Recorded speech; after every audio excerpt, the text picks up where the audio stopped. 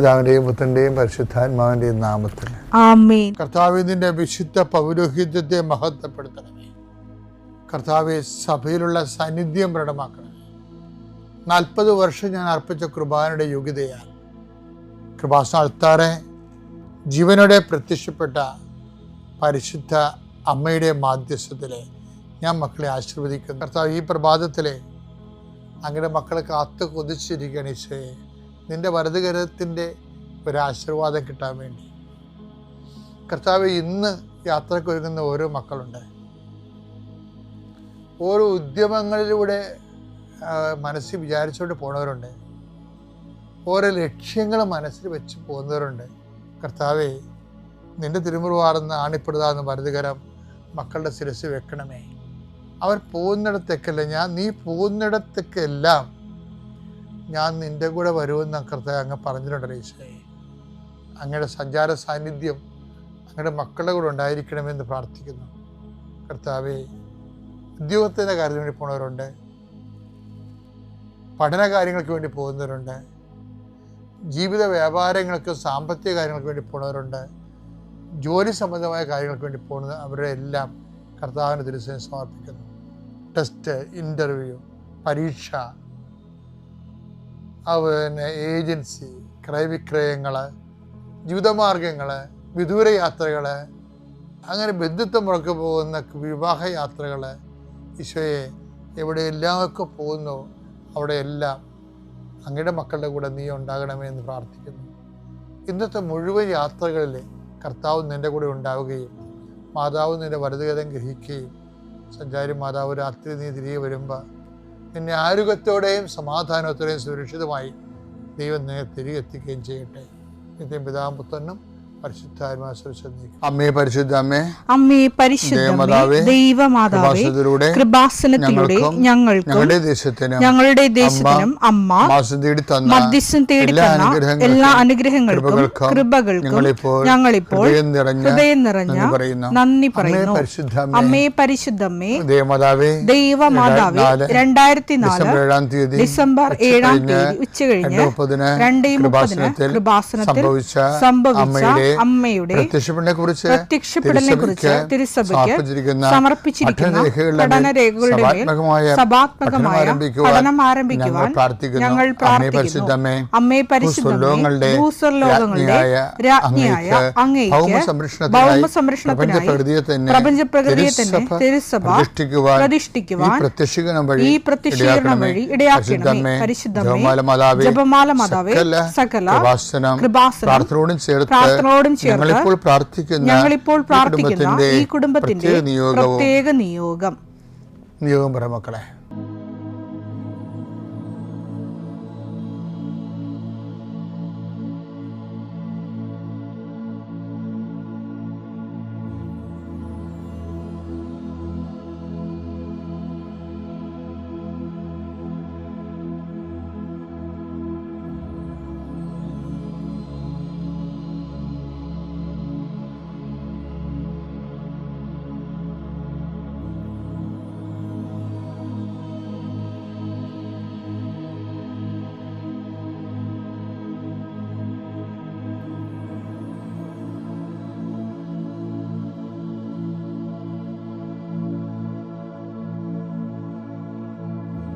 അമ്മയുടെ പ്രത്യക്ഷീകരണത്തിന്റെ ഈ അനുഗ്രഹവേളയിൽ ഞങ്ങൾക്ക് സാധിച്ചു തരുവാൻ കനിയണമേ. ആമേൻ.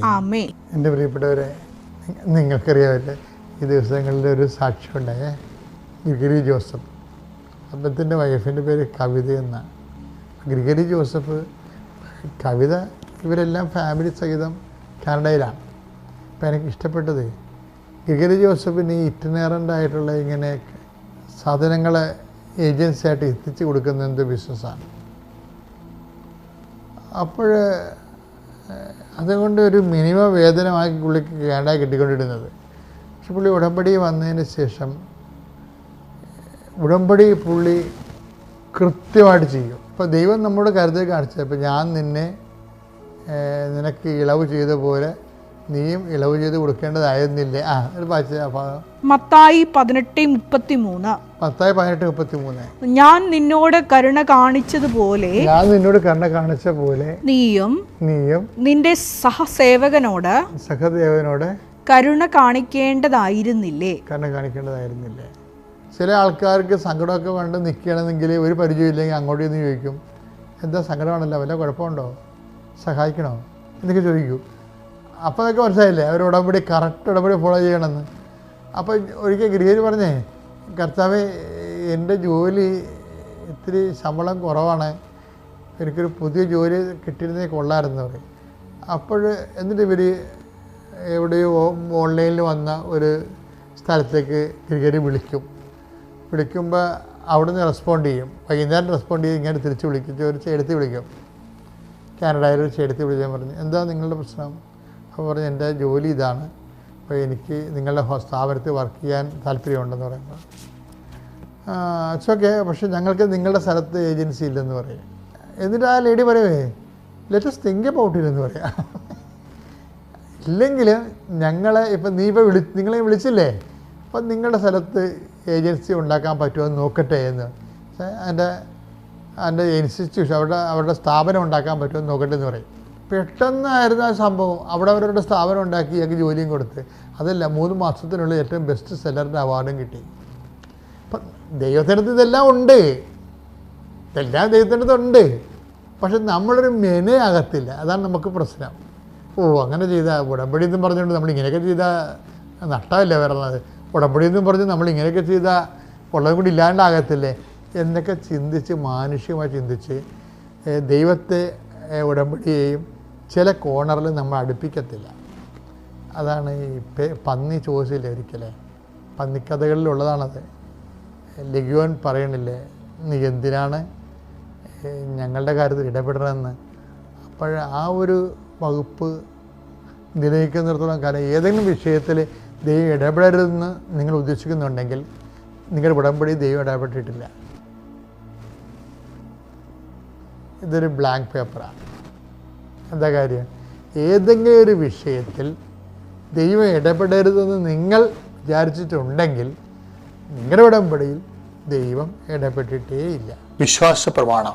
സർവശക്തനായ പിതാവും ആകാശത്തിൻ്റെയും ഭൂമിയുടെയും സൃഷ്ടാവുമായ ദൈവത്തിൽ ഞാൻ വിശ്വസിക്കുന്നു. അവിടുത്തെ ഏകപുത്രനും ഞങ്ങളുടെ കർത്താവുമായ ഈശോമിശിഹായിലും ഞാൻ വിശ്വസിക്കുന്നു. ഈ പുത്രൻ പരിശുദ്ധാത്മാവിനാൽ ഗർഭസ്ഥനായി കന്യകാമറിയത്തിൽ നിന്ന് പിറന്ന് പൊന്തിയോസ് പീലാത്തോസിന്റെ കാലത്ത് പീഡകൾ സഹിച്ച് കുരിശിൽ തറയ്ക്കപ്പെട്ട് മരിച്ച് അടക്കപ്പെട്ട് പാതാളങ്ങളിൽ ഇറങ്ങി മരിച്ചവരുടെ ഇടയിൽ നിന്ന് 3-ാം നാൾ ഉയർത്ത് സ്വർഗത്തിലേക്ക് എഴുന്നള്ളി സർവശക്തിയുള്ള പിതാവായ ദൈവത്തിന്റെ വലതുഭാഗത്തിരിക്കുന്നു. അവിടെ നിന്ന് ജീവിക്കുന്നവരെയും മരിച്ചവരെയും വിധിക്കുവാൻ വരുമെന്നും ഞാൻ വിശ്വസിക്കുന്നു.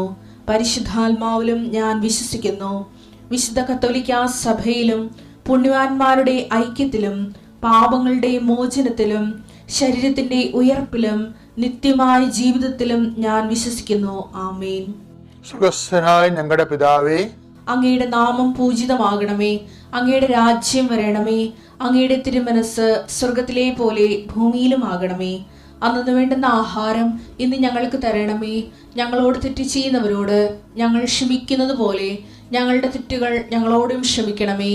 ഞങ്ങളെ പ്രലോഭനത്തിൽ ഉൾപ്പെടുത്തരുതേ, തിന്മയിൽ ഞങ്ങൾ രക്ഷിക്കണമേ. ആമേൻ. നന്മ നിറഞ്ഞ മറിയമേ സ്വസ്തി.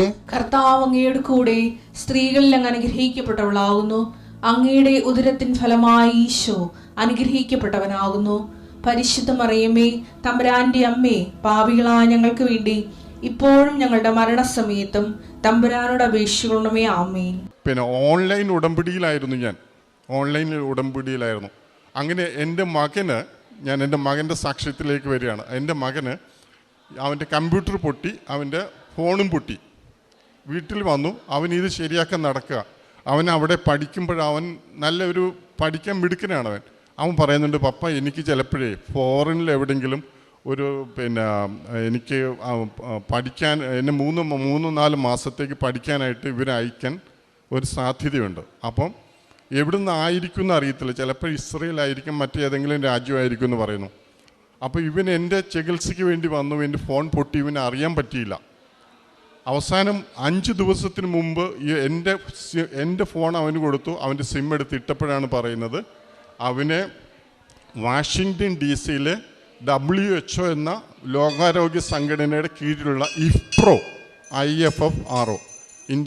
ഇൻ്റർനാഷണൽ ഫുഡ് ഓർഗനൈസേഷൻ്റെ കീഴിൽ അവനെ ഈ ഫെലോഷിപ്പ് കൊടുത്ത് വിട്ടിരിക്കുകയാണ്. അപ്പോൾ അതിനി 5 ദിവസമുള്ളൂ. അപ്പോൾ ഇനി എങ്ങനെയാണ് എത്തിച്ചേരുന്നത്? വെറും 5 ദിവസങ്ങൾ കൊണ്ട്. അപ്പോൾ അവൻ പറയാം, പപ്പ അതെനിക്ക് നഷ്ടമായി. ഞാൻ പറഞ്ഞു നീ തീർച്ചയായിട്ടും ശ്രമിക്കൂ എന്ന് പറഞ്ഞു. അപ്പോൾ അവൻ ഇവിടുന്ന് ട്രിവാൻഡ്രത്ത് പോയി ബറേലിയിലാണ് അവൻ്റെ വെറ്റിനറി റിസർച്ച് ഓർഗനൈസേഷൻ, അവിടുന്ന് ഡൽഹിക്ക് ഫ്ലൈറ്റ് ഉണ്ട്. അപ്പോൾ ആദ്യം അവൻ്റെ ഇൻസ്റ്റിറ്റ്യൂട്ടിൽ പോയി അവിടുത്തെ പേപ്പേഴ്സ് ക്ലിയർ ചെയ്തു, ഡൽഹി ചെന്നു. മൊത്തം ഇനിയുള്ളത് 4 വർക്കിംഗ് ഡേയ്സാണ്.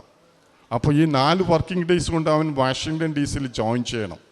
അതിന് അവന് ഫോറിൻ കറൻസി വേണം, പേപ്പേഴ്സ് എല്ലാം ക്ലിയർ ചെയ്യണം. അപ്പോൾ അവൻ്റെ പേരിൽ ആണ് ഞാൻ ഉടമ്പടി എടുത്തിരിക്കുന്ന, ഓൺലൈൻ ഉടമ്പടി. അപ്പം അവനങ്ങനെ പോയി. അവൻ അമേരിക്കൻ എംബസി ചെന്നപ്പോൾ അവർ ചോദിക്കുകയാണ്, നീ എന്തിനാണ് ഇവിടെ വന്നേ? നിനക്ക് ആരെങ്കിലും അയച്ചുകൂടായിരുന്നോ? കാരണം അവൻ്റെ വിസ എന്ന് പറയുന്നത് ഡിപ്ലോമാറ്റിക് വിസയാണ്. അതൊരു ഇൻ്റർനാഷണൽ ഓർഗനൈസേഷൻ ആയതുകൊണ്ട് ഡിപ്ലോമാറ്റിക് വിസയാണ് ഇവന് കൊടുത്തിരിക്കുന്നത്. ഡിപ്ലോമാറ്റിക് വിസയ്ക്ക് വ്യക്തി നേരിട്ട് ചെല്ലേണ്ട ആവശ്യമില്ല, ഒരു പകരക്കാരൻ ചെന്നാൽ മതി. അപ്പോൾ തന്നെ വിസ സ്റ്റാമ്പ് ചെയ്തു. അവന് ഈ 4 ദിവസത്തിനുള്ളിൽ അവന് വാഷിങ്ടൺ DC-യിൽ പോകണം. പക്ഷേ അവരൊരു കാര്യം പറഞ്ഞിരുന്നു, നിനക്ക് അവിടെ താമസ സൗകര്യം കിട്ടില്ല, കാരണം ഇത് വൈറ്റ് ഹൗസിൻ്റെ അടുത്താണ്, അവിടെ ഇങ്ങനെയുള്ള ഇതൊന്നും കിട്ടത്തില്ല. അപ്പം നമ്മുടെ മനസ്സിലൊരു വിഷമം. ഞാൻ പറഞ്ഞില്ല, ഞാൻ ഡൽഹിയിലായിരുന്നു. എനിക്ക് ഒത്തിരി ഫ്രണ്ട് സർക്കിളൊക്കെ ഉണ്ടായിരുന്നു, നല്ല മനുഷ്യരുടെ. ആർക്കും പരിചയക്കാരില്ല വാഷിങ്ടൺ DC-യിൽ, കാരണം അവിടെങ്ങും ഈ താമസിക്കുന്ന സ്ഥലങ്ങളിൽ ഓഫീസുകളേ ഉള്ളൂ. അപ്പോൾ അവനവിടെ ഇറങ്ങിയാൽ താമസിക്കാൻ ഒരു സൗകര്യമില്ല. അവൻ്റെ കുഞ്ഞമ്മ, എൻ്റെ വൈഫിൻ്റെ അനിയത്തി അവിടെ ഫ്ലോറിഡയിലുണ്ട്. ഒരു ഹോട്ടൽ ബുക്ക് ചെയ്ത് കൊടുത്തു, അതും വെറും 14 ദിവസത്തേക്ക്. പക്ഷെ താമസിക്കണം ഇനി ബാക്കി ദിവസങ്ങൾ. അവന് അങ്ങനെ ചെല്ലുന്നു. ഒരു അച്ഛൻ വന്നിട്ട് അവനെ സഹായിക്കുകയാണ്. അവിടുത്തെ ഒരു മലയാളിയുണ്ട് കുറച്ച് ദൂരെ, അദ്ദേഹത്തിൻ്റെ പേര് പറഞ്ഞാൽ അറിയാം, വലിയ ഫേമസ് ആയ ഡോക്ടറാണ്, TV-യിലൊക്കെ വരും. അദ്ദേഹത്തിൻ്റെ മക്കളോടൊപ്പം എൻ്റെ മകന് താമസിക്കാൻ അവന് അവിടെ സൗകര്യം ചെയ്തു കൊടുത്തു. അങ്ങനെ അവനിത് വളരെ സക്സസ്ഫുള്ളായിട്ട്, അവന് ഭയങ്കര സന്തോഷം. ഇതൊക്കെ എങ്ങനെ സംഭവിക്കുന്നു എന്ന് മാത്രം അവൻ എന്നോട് ചോദിക്കും, ഇതെങ്ങനെ പപ്പ, ഇതെങ്ങനെയാണ്? അതൊക്കെ കഴിഞ്ഞ് അവൻ തിരിച്ചു വന്നിട്ട് അവൻ പറയാണ്, പപ്പ ഇതൊന്നും പഠിച്ചിട്ടൊന്നും കാര്യമൊന്നുമില്ല, ജോലിയൊന്നും കിട്ടത്തില്ല. അപ്പോൾ ഇവന് ഇവിടെ മണ്ണുത്തി വെറ്റിനറി കോളേജിലാണ് പഠിച്ചത്. അന്ന് പഠിക്കുമ്പോഴേ എൻ്റെ അടുത്ത് പറയുന്ന ഇതാണ്, പപ്പ പിന്നെ ഞാൻ പഠിച്ചിട്ട് കാര്യമൊന്നുമില്ല, ഇത് 5 വർഷം കൂടുമ്പോൾ വെറ്റിനറി ഡോക്ടേഴ്സിൻ്റെ പരീക്ഷ നടത്തും PSC-യിൽ. അപ്പം എനിക്കതിനു വേണ്ടി ഇപ്പോഴേ ഞാൻ പഠിക്കുക. അങ്ങനെ അവൻ പഠിച്ചു. അവൻ നല്ലോണം പരീക്ഷ എഴുതി, അവന് നല്ല മാർക്കുണ്ട്. അവൻ ഡൽഹി പഠിച്ചതുകൊണ്ട് മലയാളം എഴുതാൻ ഇത്തിരി കുഴപ്പമുണ്ട്. അപ്പോൾ അവൻ്റെ ഇൻ്റർവ്യൂവിന് വിളിച്ചു, വെറ്റിനറി ഡോക്ടറുടെ. അവൻ ഇൻ്റർവ്യൂവിന് അവിടെ ചെന്നപ്പം അവരൊരു ചോക്ക് എടുത്തു കൊടുത്തിട്ട് പറഞ്ഞു, മലയാളത്തിൽ ഞങ്ങൾ പറയുന്നത് എഴുതാൻ. അവനെ എഴുതാൻ പറ്റത്തില്ല, അത്രയും അവർ പറയുന്നതാണ് എഴുതാൻ അറിയില്ല. കാരണം മലയാളം അക്ഷരങ്ങൾ അറിയാം, എല്ലാം നമ്മളെപ്പോലെ സംസാരിക്കും, എല്ലാം അറിയാം. പക്ഷേ അക്ഷരങ്ങളിൽ ചെറിയൊരു ഇതുണ്ട്, പേടിയുണ്ടെങ്കിൽ ഒട്ടും പറ്റില്ല. അപ്പോൾ അവന് വല്ലാണ്ടായിപ്പോയി. അവരാ ഇൻ്റർവ്യൂവിൽ അവന് 3 മാർക്ക് കൊടുത്തു. അവൻ്റെ പ്രശ്നമെന്ന് പറഞ്ഞാൽ അവൻ്റെ കൂട്ടുകാരുടെ ഇടയിൽ ഇവൻ വലിയ പഠിപ്പിസ്റ്റായ ഇവന് ഇൻ്റർവ്യൂവിൻ്റെ ലിസ്റ്റ് വന്നപ്പോൾ ഇവൻ്റെ പേരില്ല. അവൻ വല്ലാത്ത അവസ്ഥയിലായി. അപ്പോൾ ഞാൻ അവന് വേണ്ടി ഇവിടെ വന്ന് ഈ തീർത്ഥാടന ഉടമ്പടി എടുത്തു. കാരണം അവനപ്പോഴും അവിടെയാണ്. അപ്പോൾ അവന് ബറേലി വെച്ചിട്ട് എന്നോട് ചോദിക്കുക, പപ്പ ഞാൻ ബനാറസ് ഹിന്ദു യൂണിവേഴ്സിറ്റി, നമുക്കറിയാം അത് ആനി ബെസൻ്റെയൊക്കെ സ്റ്റാർട്ട് ചെയ്ത യൂണിവേഴ്സിറ്റിയാണ്. അത് ഭയങ്കര ഫേമസ് ആണ്. അവിടെ ജോലി കിട്ടാൻ എല്ലാ അസിസ്റ്റൻറ്റ് പ്രൊഫസേഴ്സിനും വലിയ ഇഷ്ടമാണ്. അവിടെ അപ്ലൈ ചെയ്യണമെന്ന് ചോദിച്ചു. ഞാൻ പറഞ്ഞു നീ അപ്ലൈ ചെയ്യും. അപ്പോൾ ഇൻ്റർവ്യൂവിന് വിളിച്ചു. അമ്മ പറയണേ ഞാൻ പോകണോ? പോയിട്ട് കാര്യമില്ല. അവർ 9 പേരെ ഷോർട്ട് ലിസ്റ്റ് ചെയ്തു. അതിൽ 7 പേരും PhD-കാരാണ്. PhD-കാർ മാത്രമെന്നല്ല, മറ്റ് യൂണിവേഴ്സിറ്റികളിൽ ജോലി ചെയ്യുന്നവരാണ്. അവർക്ക് ഇവിടെ കിട്ടാൻ വേണ്ടിയിട്ടാണ് അപ്ലൈ ചെയ്തത്. അപ്പം ഞാൻ PhD ചെയ്യുന്നതേ ഉള്ളൂ, പിന്നെ പോയിട്ട് തന്നെ കാര്യം, ഇവിടുന്ന് ട്രെയിൻ പിടിച്ച് ബനാറസിൽ പോകണം. ഞാൻ പറഞ്ഞു നിനക്കേ ഒത്തിരി ഇൻ്റർവ്യൂവിന് അറ്റൻഡ് ചെയ്ത് കഴിഞ്ഞാൽ ആ ശീലം കിട്ടുമല്ലോ, എന്തായാലും പോകണം മോനെന്ന് പറഞ്ഞു. അപ്പോഴവന് അങ്ങനെ പോയി. അങ്ങനെ പോയിട്ട് അവന് അറ്റൻഡ് ചെയ്തു. ഞാൻ ചോദിച്ചു ഇൻ്റർവ്യൂ എങ്ങനെ ഉണ്ടായിരുന്നു? അവൻ പറയണേ എല്ലാവർക്കും ആൻസർ ചെയ്യാവുന്ന കുറേ ചോദ്യങ്ങളൊക്കെ ചോദിച്ചു, അതിനകത്തൊന്നും വലിയ കാര്യമൊന്നുമില്ല. അപ്പോൾ ഞാനും കരുതി, ഞാനങ്ങനെ പറഞ്ഞു കുഴപ്പമില്ല, നമ്മൾ ഇതിന് വേണ്ടിയിട്ടല്ലല്ലോ പോയത്. അത് കഴിഞ്ഞിട്ട് ഞാൻ ഇതുപോലെ ഇന്ന് ചൊവ്വാഴ്ചയില്ല, അന്നൊരു ചൊവ്വാഴ്ചയായിരുന്നു, ഞാൻ ബസ്സിൽ ഈ കൃപാസനത്തിൻ്റെ അടുത്ത് എത്താറായി. അപ്പോൾ എനിക്കൊരു ഫോൺ വരിക, ഞാൻ എടുത്തു. അവൻ്റെ ഫോൺ വന്നു കഴിഞ്ഞാൽ എളുപ്പം എടുത്തില്ലെങ്കിൽ എനിക്ക് എന്നെ പറയും, പപ്പയ്ക്ക് എന്താ റിട്ടയർ ചെയ്ത് കഴിഞ്ഞിട്ട് പപ്പയ്ക്ക് ജോലിയൊന്നുമില്ലല്ലോ, എടുത്തോടെ എന്നൊക്കെ ചോദിക്കും. ഞാൻ പെട്ടെന്ന് ഫോൺ എടുത്തു, ചോദിക്കും പപ്പ എങ്ങോട്ട് പോവാം? ഞാൻ പറഞ്ഞു മോനെ ഞാൻ ബസ്സിലിരിക്കാം. പപ്പ എവിടെ പോവുക? ഞാൻ പറഞ്ഞിട്ട് കൃപാസനത്തിലേക്ക് പോവാം. പപ്പയ്ക്ക് ഓർമ്മയുണ്ടോ അന്ന് ഞാനൊരു ഇൻ്റർവ്യൂവിന് പോയത്? ഞാൻ പറഞ്ഞു ആ ഉണ്ട്. പപ്പ എന്നെ അവരെന്തിനാ എടുത്തേ? 9 പേരിൽ 7 പേരും PhD-ക്കാരാണ്, ഇവൻ PhD ചെയ്യുന്നതും ഉള്ളൂ. അപ്പോൾ അവനെ അവർ സെലക്ട് ചെയ്തു. അപ്പോൾ ഒന്ന് ആലോചിച്ച് നോക്കിക്കേ, യാതൊരു ചാൻസും ഇല്ല അവനെ തിരഞ്ഞെടുക്കാനായിട്ട്. അവൻ തന്നെയും പറയുന്നു അവന് കിട്ടാൻ ആയിട്ട് അവർ എങ്ങനെ തിരഞ്ഞെടുത്തു എന്നുള്ളത്. ഇവിടെയാണ് പരിശുദ്ധ അമ്മയെ മുൻനിർത്തി അവൻ്റെ ജോലിക്ക് വേണ്ടിയിട്ട് മാത്രവും അവൻ്റെ എല്ലാ കാര്യത്തിനും വേണ്ടിയിട്ട് ഞാൻ എടുത്ത ഉടമ്പടിയാണ്. ഞാനും വൈഫും അവനെ ഒരു ദിവസം ഇവിടെ കൊണ്ടുവന്നിരുന്നു. ഉടമ്പടി എടുക്കുന്ന ദിവസം ഉണ്ടായിരുന്നില്ല, വേറൊരു ദിവസം വന്നിരുന്നു. അപ്പം പരിശുദ്ധ അമ്മ ചെയ്തു തന്ന ഇതിന് എത്രയേറെ നന്ദി പറഞ്ഞാൽ തീരുകയില്ല എന്നാണ് ഞാൻ പറയുന്നത്. ദൈവത്തിന് മുമ്പിൽ ഇത് പറയുമ്പോൾ ഒത്തിരി ദൈവത്തിന് മുമ്പിൽ ഒത്തിരി നന്ദിയോടെ ഞാൻ ഓർക്കും. പിന്നീട് ഞാൻ എന്ത് ചെയ്തു എന്നോട് നിങ്ങൾക്ക് പറയാം. ഒരുപക്ഷെ ഞാൻ എന്നെ തന്നെ മഹത്വപ്പെടുത്തുന്നു എന്ന് നിങ്ങൾ ചോദിച്ചു നോക്കാം. നിങ്ങൾ വിചാരിച്ചേക്കാം അല്ല, ഞാൻ ഡൽഹിയിലായിരുന്ന സമയത്ത് ഞാൻ എപ്പോഴും ലീവ് എടുത്തിട്ടൊക്കെ വചനപ്രഘോഷണത്തിന് പോകുമായിരുന്നു, ആകാശപ്രവള്ളി പോകുമായിരുന്നു, ജയിൽ മിനിസ്ട്രിയിൽ, ഇതെല്ലാം ഞാൻ ലീവ് എടുത്തിട്ടാണ് പോകുന്നത്. അപ്പോൾ അത് കഴിഞ്ഞിട്ട് ഇവിടെ വന്നപ്പോഴും ഞാൻ എൻ്റെ ശുശ്രൂഷ എനിക്ക് കഴിയുന്ന തരത്തിൽ, ഇപ്പോൾ ഇവിടുത്തെ ഇത് തന്നെ ആദ്യമായിട്ട് ഞാൻ ചെയ്ത ശുശ്രൂഷ ഇവിടെ വന്നിട്ട് ഈ കൃപാസനത്തിനെതിരെ ഒത്തിരി ട്രോളുകളുള്ള സമയമാണ്. അപ്പോൾ ഞാൻ അവരോടൊക്കെ കൂടുതലായിട്ട് ഒന്ന് മനസ്സിലാക്കി കൊടുക്കാൻ ശ്രമിക്കുന്നുണ്ടായിരുന്നു. പിന്നീട് എനിക്കറിയാവുന്ന എല്ലാ വാട്സപ്പ് ഗ്രൂപ്പിലും അച്ഛൻ്റെ ഈ ട്യൂസ്ഡേയിലെ ടോക്ക് ഞാൻ ഇത് ചെയ്യുമായിരുന്നു. പിന്നീട് കാരുണ്യ പ്രവർത്തികളും ചെയ്യുമായിരുന്നു. ഈ മാഗസിൻ ഞാൻ കൊടുക്കുമ്പോൾ വെറുതെ കൊണ്ട് കൊടുക്കുകയില്ല, ഞാൻ അവരോട് സംസാരിക്കും. എന്നിട്ട് പറയും, കഴിയുന്നിടത്തോളം അവർ സംസാരിക്കുന്നവരോട് സംസാരിക്കും. ഞാൻ അതിനകത്തൊരു പേപ്പറിനകത്ത് ഒരു വചനം എഴുതിയിട്ട് അതിനകത്ത് ഇങ്ങനെ എഴുതി വെക്കും, നിങ്ങൾക്ക് 6 കാര്യങ്ങൾ ആവശ്യപ്പെടാം, ഒരു കാര്യമെങ്കിലും അതിൽ സാധിച്ചു കിട്ടിക്കഴിഞ്ഞാൽ പരിശുദ്ധ അമ്മ നിങ്ങളെ ഇങ്ങോട്ടേക്ക് ക്ഷണിക്കുന്നു എന്നാണ്. ഞാനെപ്പോഴും മനസ്സിൽ പറയും, ഇനി ഒരു കാര്യം സാധിച്ചു കിട്ടിയില്ലെങ്കിലും ആവശ്യക്കാരനാണെങ്കിൽ തീർച്ചയായിട്ടും പരിശുദ്ധമ്മ ക്ഷണിക്കുക തന്നെ ചെയ്യും. അപ്പോൾ ഞാൻ വെറുതെ ഒരു മാഗസിൻ കൊടുത്തിട്ട് പോവില്ല. പ്രത്യേകിച്ചും കൊല്ലത്ത് ആ കടപ്പുറത്തൊക്കെയുള്ള സ്ഥലത്ത് ചെന്നിട്ട് അവരെ കണ്ട് അവരോട് സംസാരിച്ച്. അപ്പോൾ ഒരാൾ പറഞ്ഞു എനിക്ക് തമിഴ് വേണമെന്ന് പറഞ്ഞു. അപ്പോൾ ഞാൻ ഇവിടെ നിന്ന് തമിഴ് വാങ്ങിക്കൊണ്ടുപോയി. അപ്പോൾ എൻ്റെ കയ്യിൽ തമിഴും ഉണ്ടായിരിക്കും. അപ്പോൾ അങ്ങനെ ഞാൻ കൊടുക്കുമായിരുന്നു. പിന്നീട് ഞാനൊരു പെൻഷനറാണ്. എനിക്ക് പെൻഷൻ കിട്ടുമ്പോൾ ഞാൻ കുറച്ച് പേർക്ക് എൻ്റേതായിട്ടൊരു പെൻഷൻ, അത് ഇതിനോട് ചേർന്നല്ല, ഇതിന് മുമ്പേ തുടങ്ങിയതാണ്, ഞാൻ കൊടുക്കും. കാരണം നമുക്ക് കിട്ടുന്നത് പങ്കുവെക്കപ്പെടാനുള്ളതാണ്. പിന്നെ എൻ്റെ ഫാമിലിയിൽ 8 പേരാണ്. എല്ലാവരും റിട്ടയർ ചെയ്തവരും പെൻഷനേഴ്സാണ്. ഞങ്ങളെല്ലാവരും കൂടെ ചേർന്ന് ഒരു ഫണ്ട് ഉണ്ടാക്കിയിട്ടുണ്ട്. അത് പാവങ്ങൾക്ക് വേണ്ടിയിട്ട്, മരുന്ന് വാങ്ങാനില്ലാത്തവർക്ക് വേണ്ടിയിട്ട് ഞങ്ങളത് ചെയ്യും. പിതാവിനും പുത്രനും പരിശുദ്ധാത്മാവിനും നന്ദി, സ്തുതി, സ്തോത്രം, ഹല്ലേലൂയ. പ്രത്യേകിച്ച് മാതാവിനെ ഒരു വലിയൊരു നന്ദി തന്നെയാണ് എനിക്കും എൻ്റെ കുടുംബത്തിനും നേടിത്തന്നിരിക്കുന്നത്. മാതാവ് വഴിയാണ് എനിക്ക് എൻ്റെ ജീവിതത്തിൽ കിട്ടിയിരിക്കുന്നത്. എൻ്റെ പേര് ഡിക്സൺ എന്നാണ്. ഞാൻ വരുന്നത് തൃശ്ശൂരിൽ നിന്നാണ്. ഞാനിവിടെ ജൂലൈ 10-ാം തീയതി മുതൽ കൃപാസനത്തിൻ്റെ ഉടമ്പടി എടുത്ത് പ്രാർത്ഥിക്കാൻ തുടങ്ങിയതാണ്. ഞാൻ ഉടമ്പടി എടുക്കാനുള്ള കാരണം എന്ന് പറയുന്നത്, എൻ്റെ ഭാര്യ ലീജ മൈക്രോബയോളജിസ്റ്റാണ്, MSc മൈക്രോബയോളജിയാണ്.